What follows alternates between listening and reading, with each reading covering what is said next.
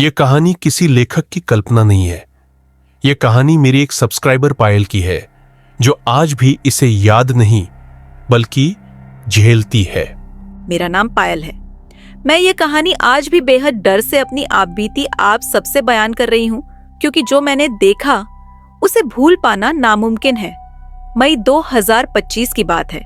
मैं, मेरी दोस्त त्रिशा और मधुरिमा तीनों ने मिलकर दार्जिलिंग ट्रिप प्लान किया था। 5 दिनों की यात्रा, पहाड़, ठंड, कोहरा, सब कुछ वैसा ही था जैसा तस्वीरों में दिखता है। पहले 4 दिन बहुत अच्छे बीते, हंसी, फोटो, घूमना, सब कुछ। लेकिन 5वें दिन से पहले की रात, वही रात जिसने मेरी नींद, मेरी सोच, मेरा डर, सब कुछ बदल दिया। 4 दिन बाद हम शित्तोंग से तागदा सुबह सुबह लौटे और एक होम स्टे में रुके। उसका नाम मैं आज भी नहीं बताना चाहती। कुछ चीजों का नाम लेना, उन्हें फिर से बुला लेना होता है। ठंड बहुत थी, बाहर जंगल था, सामने पहाड़। दोपहर में हमने बहुत सारा खाना खाया, चिकन, फ्रेंच फ्राई, ऑमलेट, जैसे कल कुछ होने ही नहीं वाला। शाम होते होते हमने शराब पीनी शुरू की। बालकनी में खड़े होकर नाच रहे थे। वह पूर्णिमा की रात थी, इतनी साफ कि जंगल का हर पेड़ दिख रहा था। रात करीब 10 बजे अचानक मेरी नजर जंगल की ओर गई। मैंने देखा एक आदमी की आकृति, वह जंगल की ओर जा रहा था। मैंने ध्यान से देखा, वह रुका, फिर धीरे से हमारी तरफ मुड़ा और फिर जंगल की ओर बढ़ गया। कुछ ही सेकंड में अंधेरे में घुल गया। मेरे पूरे शरीर में सिहरन दौड़ गई। मैंने तुरंत त्रिशा और मधुरिमा को बताया, लेकिन उन्हें कुछ भी नहीं दिखा।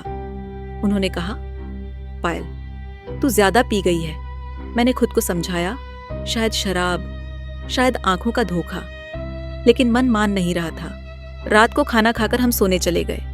मैं, त्रिशा और मधुरिमा एक ही कमरे में थे। मैं बहुत हल्की नींद सोती हूँ। जरा सी आवाज़ों से मेरी नींद टूट जाती है। रात के किसी अजीब पहर चादर खींचने की आवाज़ आई। मैं चौंक कर उठी। मेरी चादर मेरे पैरों के पास पड़ी थी। मैंने मोबाइल की टॉर्च जलाई। कमरे में कोई नहीं। मुझे लगा शायद मधुरिमा ने नींद में खींच ली होगी। पूर्णिमा की रोशनी खिड़की से अंदर आ रही थी। मैंने खुद को समझाया, ओवरथिंक मत कर। लेकिन तभी मैंने पानी की बोतल ढूंढी।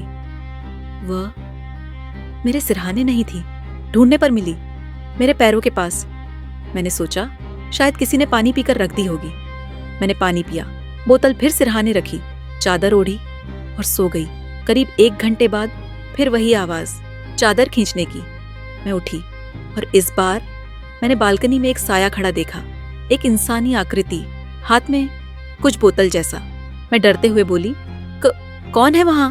वह साया धीरे धीरे मेरी तरफ मुड़ा और तभी उसके चेहरे की जगह 2 लाल चमकती आंखें। मैं चीख पड़ी। मैंने बिस्तर के पास लगा लाइट स्विच ऑन कर दिया। पूरा कमरा उजाले में नहा गया। त्रिशा और मधुरिमा जाग गईं। मैं रोते हुए सब कुछ बता रही थी। हम तीनों बालकनी में गए।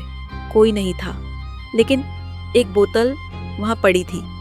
त्रिशा का चेहरा सफेद पड़ गया। उसने कहा, पायल, मुझे भी कुछ महसूस हुआ था। उसने बताया, उसे लगा जैसे कोई उसके सिर पर हाथ फेर रहा हो। किसी की सांस उसकी गर्दन पर पड़ रही थी। उसने सोचा शायद हम में से कोई होगा। उस रात हम सोए नहीं, तीनों एक ही बिस्तर पर बैठे रहे, लाइट ऑन, सुबह का इंतजार। सुबह होते ही हम होमस्टे के मालिक के पास गए। पहले उसने हंसकर कहा, मैडम ज्यादा डर गई होंगी।